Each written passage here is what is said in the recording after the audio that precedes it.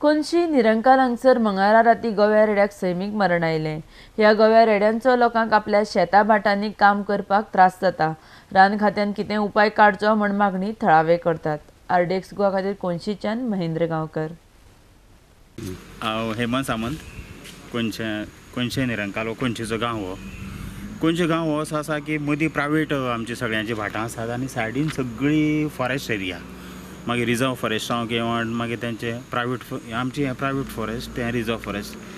आतां वयर कितें जालां, वयरची सगळी फॉरेस्टाची जी जंगली जनावरां आसात ती आमकां येवन त्रास करतात.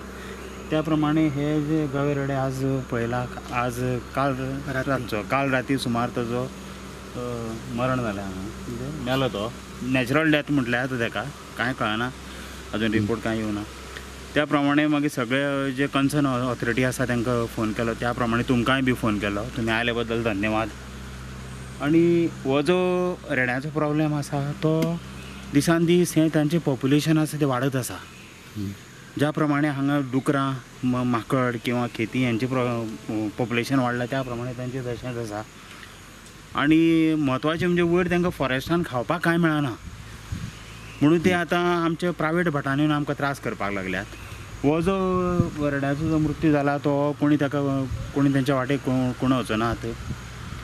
तो नैसर्गीक मृत्यू म्हणून. फॉरेस्ट कितें म्हणटा आतां? वन खातें कितें म्हणटा?